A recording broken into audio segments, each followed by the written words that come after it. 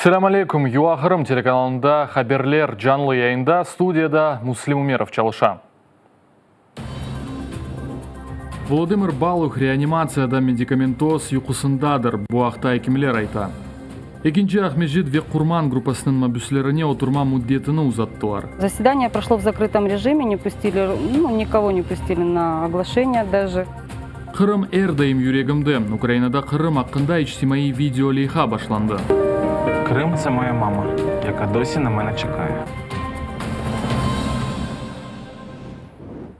Сабық саяси мабюс Владимир Балух реанимацияда медикаментоз юқуда болуна. Бу акта бізге пайтақтың аджеле ярдым хастаханесінде хабар еткенлер. Режиссер Олег Сенцовның білдіргеніне көре ички гематоманы йоқ етмек үшін Балухқа амелият япылған. Амелияттан сон өзіне келсін деп оны юқлатқанлар. Хатырлатам, сентябрьнің 8 кечер кечесі Владимир Балухқа үжум еткенлер. Оның қолы ве көпірчік кемігі сындырылған ми ярасы де бар. Полис үжумны ямажелық дептаны ве жинайет давасына ачты. Түневон Владимир Балухны митрополит Климент зияретті, бу ақтау Юахырым хаберлеріне хабер етті. Келіңіз dinleyik. Ввечері мені нарешті дали дозвіл, я зайшов в реанімацію в супроводі лікаря. Моє головне завдання вчора було потрапити для того, щоб помолитися і помазати Володю Балуха елеем. Ахмежитте сув басымның азлығы үшін чоқ қатлы евлерінің юқары қатларына сув етмейджек. Бу акта Ишгалжи вода Крыма шirketінің мудирі Владимир Баженов матбуат конференция вақтында айтып берді. Хатырлатам, құрғақлық себебінден Ахмежит ве Бахчисарай районларда сув эксілтмесінің екінші этапы башланды. Ишгалтерген Ахмежитте шерінің бір қысмына сувны тек саба ве ақшам берелер. Давление поднять я не в состоянии, потому что при повышении давления начнутся порывы, и тогда ни на нижних, ни на верхних этажах воды не будет. Это обусловлено фактическим состоянием сетей. Поэтому в этой ситуации мы рекомендовали городским властям установить емкости для жителей вот этих домов, где срезало по давлению. И, естественно, людям, которые не в состоянии сами эту воду таскать, это, конечно, безумие в 3-м тысячелетии на 9-й этаж таскать ведрами воду.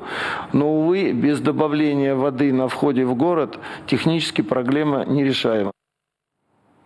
Да, учайға пыс мудетні ұзатқанлар Русияның Ростов-на-Дондакы махкеме декабрінің 13-не же Ескендер Абдулганиев, Арсен Абхаиров ве Рустем Эмир Усейновге пыс мудетні ұзатты. Он познал вообще смысл жизни, который они называют террористом, экстремистом, вербовщиком каким-то непонятным, а убить своих отмазывают. Мне на ум приходит один лишь хадис нашего пророка, в котором сказал, будут времена, сказал, когда люди на черное будут говорить белое, на белое будут говорить черное, и будут говорить, что ложь это правда, а правда это ложь. Сегодня такие времена, ребята. Хатырлатам, февральның 14-нде Ескендер Абдулганиев, Арсен Абхаиров ве Рустем Эмир Усейновның evlerinde тинтув кечірілді.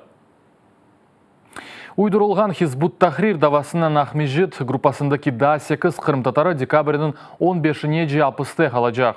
Уча ішінде саяси мәбүслер 55 жылттан айтылған дава іші материаларының талил етежеклер. Махкеме отырушывы қапалы решімде кечежектір. Срок содержания продлен до 15 декабря 2020 года. Органы следствия полагают, что за этот период времени Рустем и другие обвиняемые успеют ознакомиться с материалами дела, их 55 томов. И после этого дело планируют направлять для утверждения обвинительного заключения прокурору и дальше в суд. С сегодняшним постановлением я, как защитник, не согласен, намерен его обжаловать в апелляционном порядке. Заседание должно было начаться в 12 часов, а началось с опозданием долгим, где-то в 3-м часу.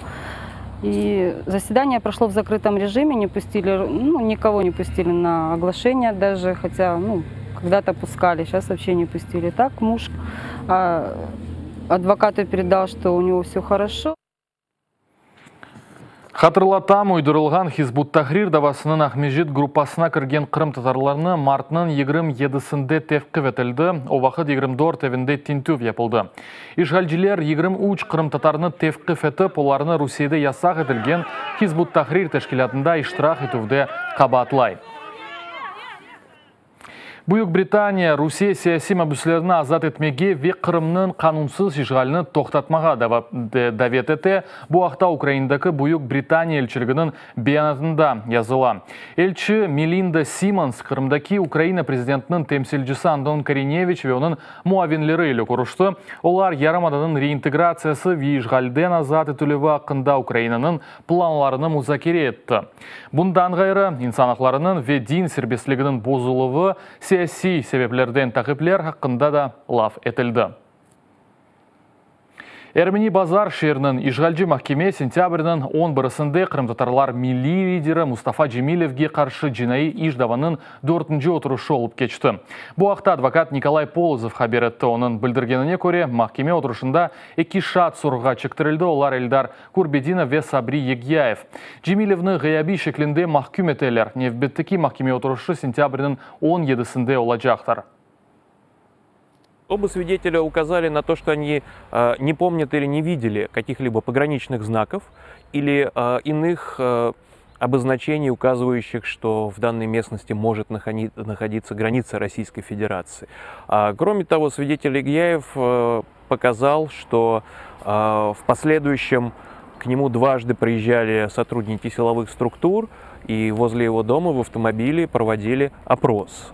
Кроме того, еще один раз его вызвали в ФСБ, где он давал показания. Қырым татар халқының лидері Мустафа Джемилевні Русия Джеза кодексінің уч мадде бойынша қабатлайлар. Санкидерсін Русия девлетіне кіріш изін алмадан келгені вес селянин патронларының эмаль сақлануы. Русия қанунларына көре о учтен 6 елға қадар апыс мудетіні ала біле. Джемилев Қырым юрышында иштирак етежігі ақында білдірген сон, Русия тағиқат комитеті даваларыны яныдан бақып башлады. Қырым юрышы майыста олмақ керек еді, ләкин коронавирус пандемиясы себебінде кечірілмеді. Ишғал етілген Қырымда да 70 яны ковид хастасы бар. Бұл ақта ишғалжы акимиет хабереті. Умумен пандемия башындан ишғал алтындаки ярымадада 3080 инсан ковид-19-ға оғрады, 36-сы эляк олды. Ишғал етілген ақярда 16 инсан хасталанды. Умумен пандемия башындан шерде 607 инсан хасталанды, 20 адам өлді. Ишғалжы үкімет Қырымда коронавирус себебінден әләк олғанларының сайысыны гизлей. Бұл ақта Дом телеканалының эфирінде активист Михаил Батрак айтып берді. Сейчас очень большое количество смертей от так называемой внегоспитальной пневмонии. И у людей, у которых якобы не нашли коронавирус, но все медработники прекрасно понимают, что это был коронавирус и ничто другое. Так, например, на прошлой неделе только в кругу моих знакомых умерло 3 человека, и все эти 3 человека были медицинскими работниками, и все умерли от двухсторонней пневмонии, и ни у кого не был диагностирован коронавирус. Один из них это врач больницы Семашко, один врач детской областной больницы и санитарка из Гвардейской районной больницы. Вот. И вот в таких условиях врачи не очень хотят работать, и персонала, который бы согласился работать с больными с ковидом, не хватает. И поэтому они сейчас бросают все силы, чтобы найти вот таких медработников, которые бы работали. Бүгінгі күн ішінде COVID-19 яны хасталанғанларының сайысы 3144 инсандан ибареттір. Ве бұл невбеттікі антирекорд. Бұл ақта сағылсақлав назиры Максим Степанов білдірді. Эн чоқ Киев шерінде 404 адам, бұнымен берабер Тернопіль, Одесса, ве Харкив вилетлері. Умумен алғанда пандемия башындан 148 бин Украина ватандашына COVID-19 еді. 3076 эляк олды. У нас не існує іншого шляху, ніж дотримуватися правил нової реальності. Маска, дистанція, чисті руки. І от приїхавши раніше в Чернігів, я відвідав, спеціально поїхав подивитися на центральний ринок міста Чернігова. Починаю питати продавців, чого ж ви без маски? Вони реакція, вибачте, починають одягати. Так це ж не передо мною, це ж не якісь зобов'язання перед урядом, державою або Міністерством охорони здоров'я. Це зобов'язання перш за все перед самим собою, тому що це ваше здоров'я. Қырым әрдайым юрегімде. Украинада Қырым ақында ичтимаи видео лейха башланды. Флешмобға істегенлер қошыла біле, видео чықарып ичтимаи ағларда әрдайым юрегімде хэштег еле ерлештірмек керек. У кожного із нас свій Крим. Спогади, місця сили, мрії.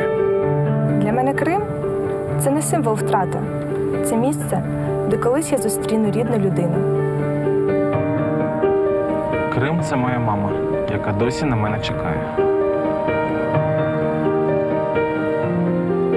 З Феодосії я привезла свою старшу доньку. Я згадую дім дідуся, де росли айва та мигдаль. Крим поєднує нас, мільйони нас. І ми обов'язково повернемося.